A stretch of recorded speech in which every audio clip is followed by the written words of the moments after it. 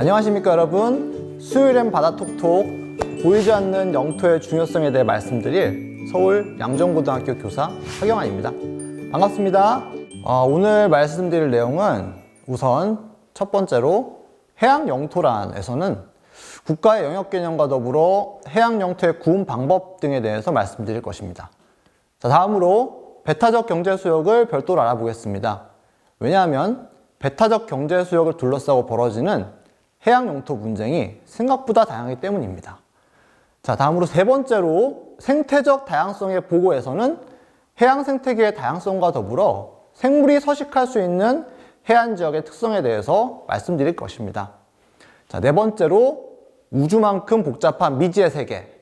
자, 이 부분에서는 심해저를 탐사하기 어려운 이유와 함께 대륙 사면과 해구, 해령 등지에서 발견되는 생명체 혹은 천연자원 등을 간략히 알아보겠습니다.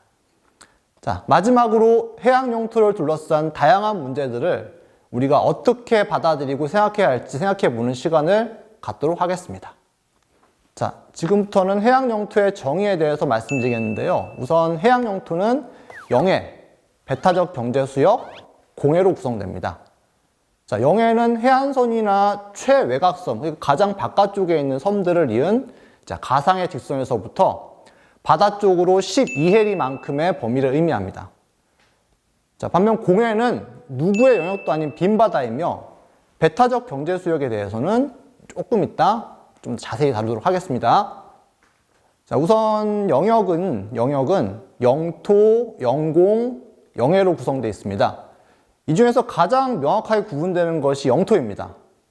자, 그리고 영토와 영해의 수직 상공을 영공이라는데, 이 영공은요, 국가마다 다른 제공권이나 기술력에 따라서 조금씩 달라집니다. 가령 여러분들 생각해 보세요.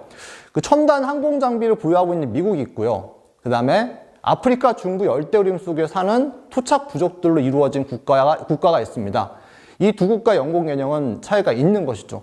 자, 미국은 높은 데에 있는 것들을 격추시킬 수 있지만은 토착 부족들은 그게 되게 힘들기 때문에 그렇습니다. 자, 근데 가장 복잡한 것이 영해입니다. 영해를 결정하는 기준선은 간조대 해안선을 뜻하는 통상기선과 최외곽선들, 가장 바깥쪽에 있는 선들을 연결한 가상의 직선인 직선기선이 있습니다. 배타적 경제수역은 영해를 포함해서 200해리만큼 바다로 뻗은 영역인데, 이때 조심하셔야 될 게 1해리라고 하는 단위는 육상에서 1.852km를 의미합니다. 때문에 영해는 12해리니까 약 22.2km까지, 배타적 경제수역은 200해리이기 때문에 약 370km까지 바다 쪽으로 뻗게 됩니다. 아주 인접한 국가들의 배타적 경제수역은 중첩될 수 있습니다.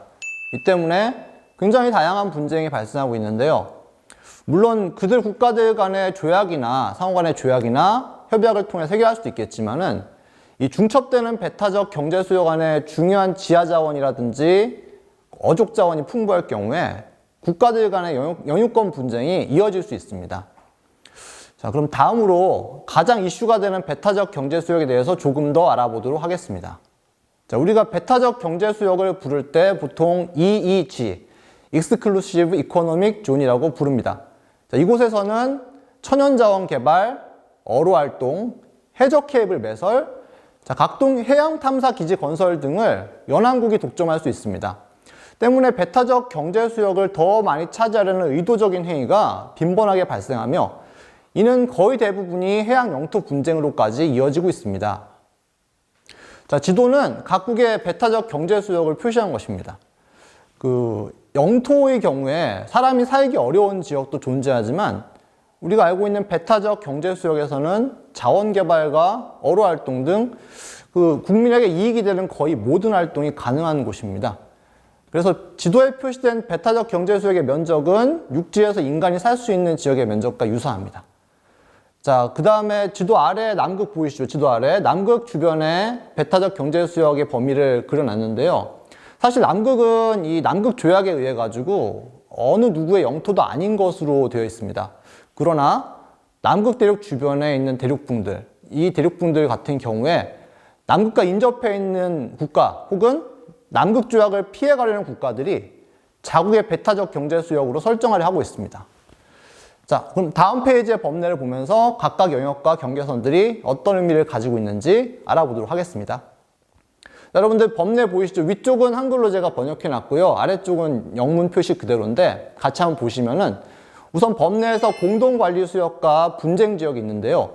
이곳은 우리나라와 일본 주변의 해양 영토 지도를 보면서 조금 더 자세히 알아볼 것입니다. 그 다음에 이후에 해양 영토 분쟁에 대한 내용들을 이후 강의에서 계속적으로 다루게 될 것입니다. 자, 법내 경계선 유형 중에 직선기선하고 통상기선이 있습니다. 이는 앞에서 언급했던 것처럼 영해와 배타적 경제수역 설정의 기준이 됩니다. 자, 그리고 조약에 근거한 경계나 중간 경계선은 배타적 경제수역 200캐리를 적용할 수 없는 좁은 해역에 활용됩니다. 예를 들어가지고 우리나라하고 일본 사이에 대한해협이라는 게 있어요. 즉, 그거 굉장히 좁기 때문에 이때 조약에 의한 경계선이 적용이 됩니다. 자, 그리고 다소 번역이 어색하겠지만 논쟁 가치가 없는 일반적 주장선이라고 있을 겁니다. 이것은 어느 한 국가가 다른 국가의 입장을 전혀 배려하지 않는 경우입니다. 이때 발생한 해양 영토 분쟁들은 굉장히 타협이 어려운 경우가 이제 비일비재합니다.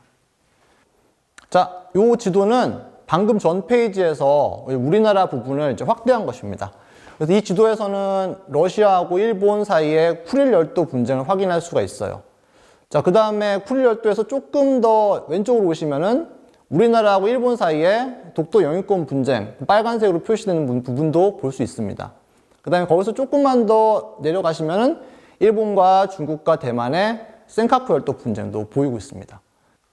자, 이 지도만으로도 우리나라 주변의 해양 영토 분쟁의 심각함을 알 수 있습니다. 자, 비교적 좁은 범위에 걸쳐 다수의 영향력 있는 국가들이 있기 때문인데요. 특히 일본 인근 바다에는 굉장히 작은 암초들이 많아요. 근데 일본은 배타적 경제 수역을 더 확장하기 위해서 이 암초들을 섬으로 바꾸려는 시도도 해왔습니다. 자, 따라서 우리나라는 일본과 인접한 지역에 대한 영유권 방어를 끊임없이 신경 써야 하는 상황입니다. 자, 이어서 오른쪽 지도를 보시면 우리나라와 중국, 일본의 수역 배분을 한눈에 볼 수 있습니다. 특히 서해안과 남해안 지역의 영해 기준선은 최외곽섬을 이은 직선, 그리고 동해안과 제주도 남부해안, 울릉도 독도는 간주시 드러나는 해안선이 영해 기선으로 되어 있습니다. 이렇게 설정한 이유는 앞으로 진행될 강의를 통해서 조금씩 더 자세하게 알 수 있을 것입니다. 자, 다음으로 생태적, 생물적 다양성 측면입니다. 해양 생물종의 다양성은 해양 생태계의 건강성을 가늠하는 지표로도 사용됩니다. 지구 표면의 약 70%를 차지하는 바다의 생물 다양성이나 생물의 분포 현황, 그 가치에 대해서 인류가 알고 있는 부분은 매우 적습니다. 자, 그럼 인류는 어떻게 이러한 광범위한 해양 생태계를 받아들여야 할까요? 2016년 현재 미생물을 제외하고 현재까지 과학적으로 기록된 생물종은 약 164만여 종이라고 합니다. 근데 이 중에서 해양 생물은 대략 22만 8천여 종이 포함되어 있습니다. 그러나 최근 발표된 연구 논문에 따르면 해양에 존재하는 실제 생물 종수는 220만여 종으로 추정된다고 합니다. 즉, 우리 인류는 아직까지 90%에 달하는 해양 생물을 모르는 거예요, 아직까지는. 자, 그리고 해양 생물 역시도 육상 생물과 마찬가지로 다양한 형태의 서식지가 필요한데, 특히 염분의 농도, 적절한 수온, 바닷물에 녹아있는 산소량, 그 다음에 알을 낳거나 혹은 서식지로 활용할 수 있는 해안 지형이나 해양 지형, 바다 밑 지형이죠. 그 다음에 생물들 간의 공생과 기생관계 등을 감안해 본다면 해양 생물들 간의 먹이사슬은 우리가 알고 있는 것 이상으로 복잡해집니다. 해안 지형들 가운데 갯벌은 특히 생물 다양성의 보고라 불립니다. 자, 갯벌에서 티스푼을 가지고 갯벌에 들어가서 진흙 한 스푼을 뜨게 되면은 그 안에는 수억에서 수십억 마리의 미생물이 살고 있습니다. 자, 강의 입구, 즉 하구와 맞닿아 있는 갯벌의 경우에 이들 미생물들이 하천의 오염물질을 다 정화해 줍니다. 때문에 갯벌을 잘 관리하지 못할 경우 해양 생태계의 교란이 발생할 수 있는데요. 우리가 알고 있는 간척 사업이라든지 두바이 보면 인공섬 많이 건설하잖아요. 인공섬 건설 문제랑 관련 지어가지고 이 갯벌 생태계의 문제를 생각해 보셔야 됩니다. 자, 그럼 이제 갯벌 속에 어떤 생물들이 사는지 한번 보고 지나갈 텐데요. 그림에서 보는 것처럼 굉장히 다양한 생물들이 살고 있습니다. 조개도 있고 이제 갯지렁이도 있고 뭐 여러 가지가 있는데요.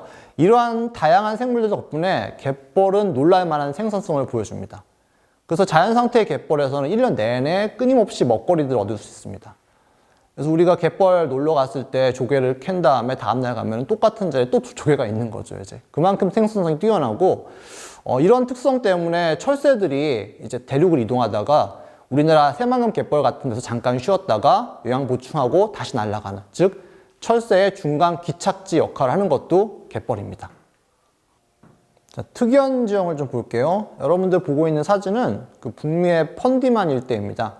세계에서 가장 조차가 큰 지역이며 바닷물이 들어오고 나가는 범위에 맞춰서 암석의 아랫부분이 이제 깎여 나간 모습을 볼 수 있어요. 이렇게 물의 드나듦이 큰 지역에서는 갯벌 형성과 더불어 생물종 다양성도 굉장히 큰 편입니다. 이처럼 다양한 해안 지형과 더불어 해양 생태계를 고민해 볼 필요가 있겠네요.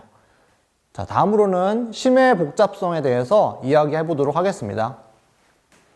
자, 깊은 바다 심해는 우주 공간보다 탐사가 어렵습니다. 무중력 상태의 우주 공간에서는 멀리 떨어져 있지만 눈으로 볼 수 있게 이제 빛을 내는 별들이 존재하는데요. 심해는 빛이 도달하지 않기 때문에 굉장히 깜깜하고 진짜 칠흑같이 깜깜하고요. 엄청난 수압이 누르고 있기 때문에 좀 방어복이라든지 특수한 잠수정을 사용하지 않으면 쪼그라들어 버려요.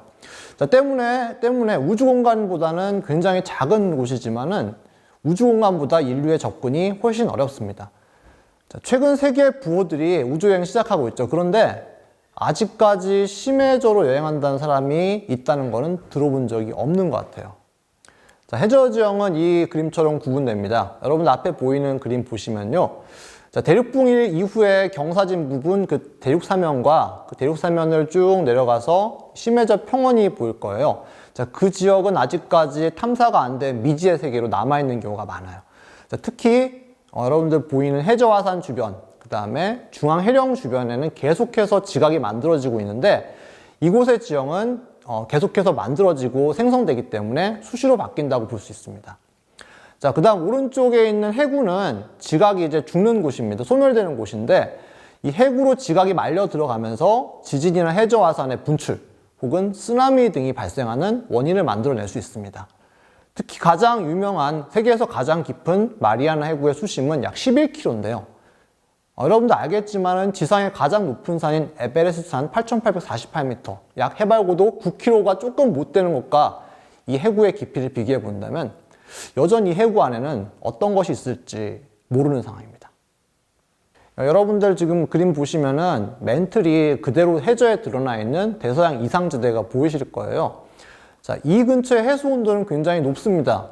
그럼에도 불구하고 이곳에서 서식하는 생물이 있어요. 그래서 다큐멘터리에 자주 보이는 물곰이라는 생물이 있는데 굉장히 조그만하거든요. 근데 이 근처에서 발견됐다는 얘기도 하고 있습니다. 자, 또한 열점을 중심으로 계속해가지고 화산섬이 만들어지고 있는 하와이 열도가 보이실 거예요. 이곳 역시 앞으로 연구할 것들이 많이 남아있는 지역이기도 합니다. 또한 심해저에서는 그 사진에서 보이는 특이한 생물들이 살고 있다 합니다. 마치 상상으로만 그 존재를 가늠할 만한 형태의 어류들인데요. 이게 실제로 존재한다고 합니다. 이런 것들을 보면은 정말 심해는 무엇을 상상하든지 간에 그 이상을 보여주는 곳이 아닌가 싶네요. 자, 이제 슬슬 마무리할 시간이 된 것 같습니다. 정리한 입장에서 앞으로 우리들은 해양 영토와 관련된 문제를 어떻게 바라보아야 할지 같이 고민해보는 시간을 갖도록 하겠습니다. 여러분들 보고 있는 지도는 2017년에 제가 미국 서부로 지역을 여행하면서 만들어둔 것입니다. 이제 구글 맵을 가지고서 만들어 놨는데요. 지도 보시면은 이제 도로에 선을 표시한 게 하나 보일 것이고 중간에 점이 찍힌 곳이 보일 거예요. 자, 그렇다면은 제가 서부 지역을 여행했을 때 이 서부 지역 일대가 어떤 의미를 가질까 한번 생각해 볼 필요가 있습니다. 제가 도시와 도시 간을 이동할 때는 자동차를 운전했는데요. 자동차를 운전하는 도로는 선이에요, 선.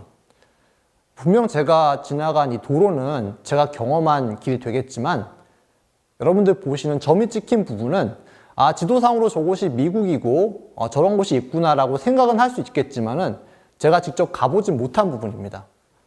그래서 세계 일주를 몇 번씩 갔다고 하더라도 분명히 몇 군데는 내가 가보지 못한 몇 군데가 저런 식으로 남아있을 수밖에 없어요.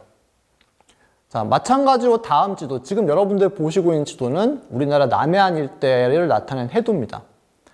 자, 백길은 선으로 표시되고 있어요. 배가 다니는 길들은 선으로 표시되고 있는데 역시 아래쪽에 점이 찍힌 부분의 바다에서는 무엇이 있는지 알 수가 없습니다. 그 바다에 어떤 고기가 사는지, 어떤 암초가 있을 수 있는지, 혹은 뭐 배가 난파된 잔해가 있는지 알 수가 없기 때문에 결국 머릿속으로 상상할 세계일 뿐이란 말이에요. 해양 영토는 육지보다 더욱 상상의 여지가 많습니다. 왜냐하면 우리가 발로 밟을 수가 없고 선을 그을 수가 없기 때문이죠. 그렇기 때문에 해양 영토 문제는 합리적 주장과 실증적 증거 수집을 동시에 적극적으로 진행하는 쪽이 우위를 점할 수 있습니다. 계속되는 수요일엔 바다 톡톡 강의를 통해서 어떻게 하면 보다 합리적이고 타당성 있게 해양 영토를 정해 나갈지 학습해 주시기를 바라며 이상 도입 강연을 마치겠습니다. 지금까지 경청해 주셔서 감사합니다.